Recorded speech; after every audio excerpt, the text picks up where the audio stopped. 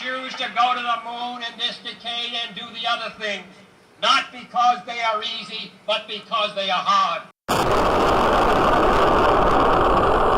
I got one thing to say about Cushenbery.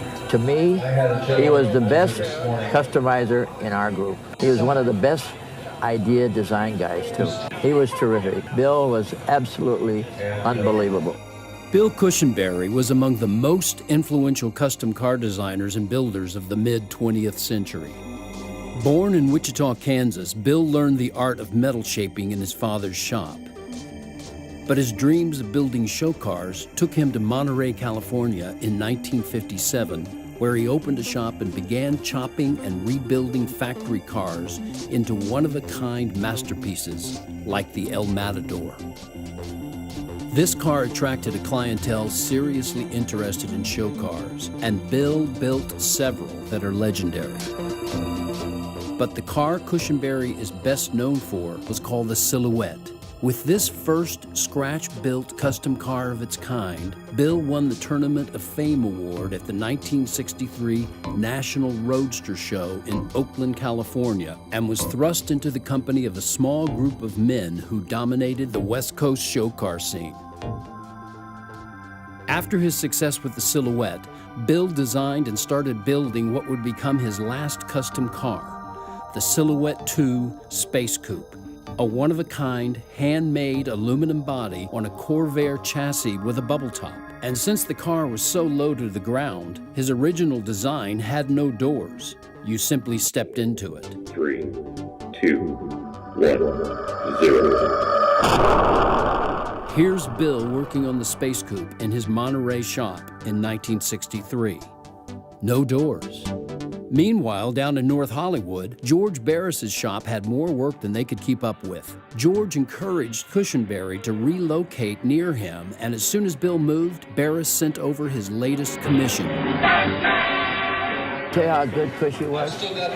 I had him do all the fenders on our Batmobile. The car was all metal. I said, Cushy, I need help. I said, we got to get this thing done in 3 weeks. I'll be there, George. And he came down there, and he shaped those fenders out.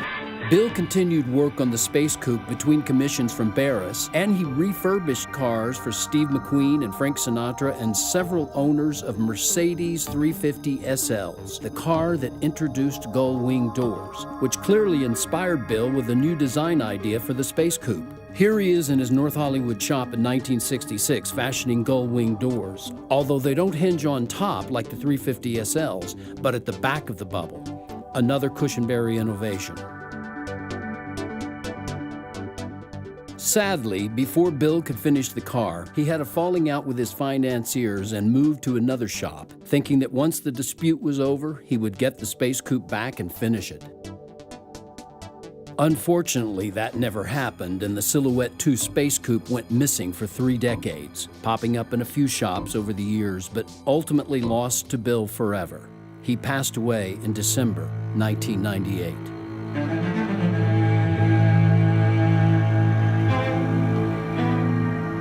5 months later, in May 1999, Carl Green, another car customizer, found the Space Coupe on a ranch in El Cajon, California, in terrible condition, having sat out in the elements for years.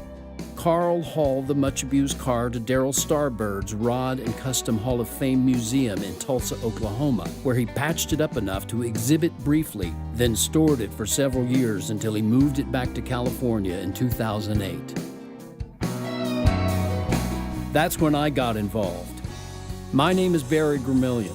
I began making a documentary about my old friend Carl Green's exciting enterprise to complete this historic car, and I financed the entire project.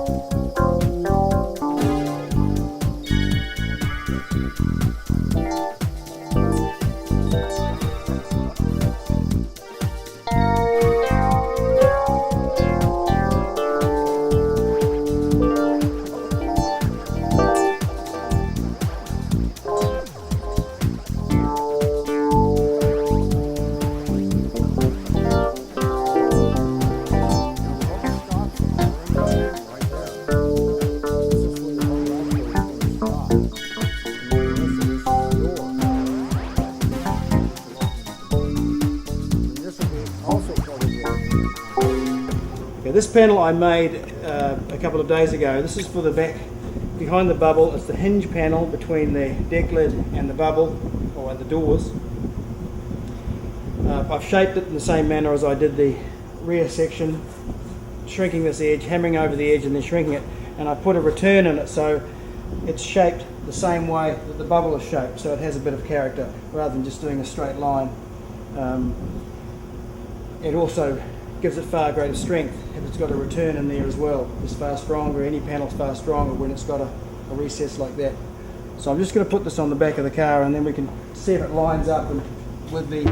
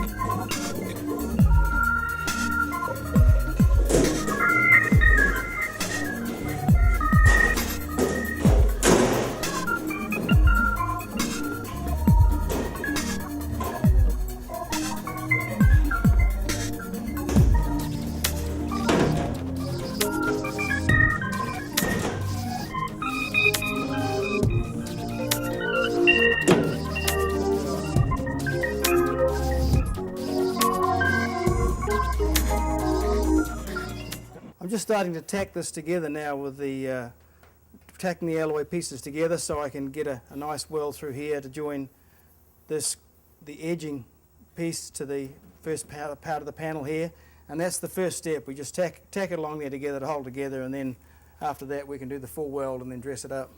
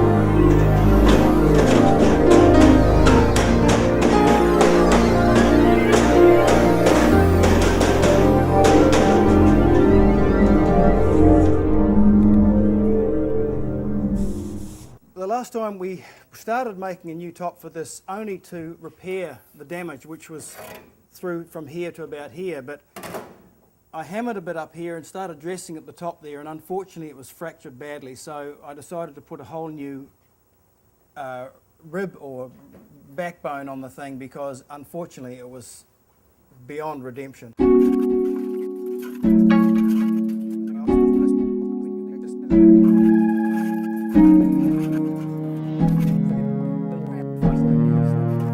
The treatment we gave the rear end is once again what Bill was envisaging to design in the original drawing. Come down, that's right, yeah, about like that.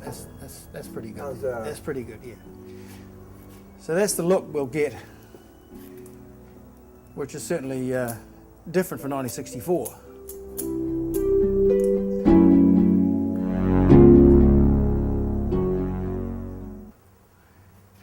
The other piece that we had made on the back, of course, is the continuation of Bill's design, which is the air brake. Now, Bill designed, on his first drawings, he had this in the back of the car, and this was activated when you put the foot on your brake. This was to come up. The shape of it will follow exactly the radius of the back of the fenders here, of the quarter panel. So it'll look quite nice, but it'll be level with that. So it'll look like an additional part of the unit as it sits on there, like that. It'll be just off the level, like so. And that'll make a nice little touch to the rear end, I think.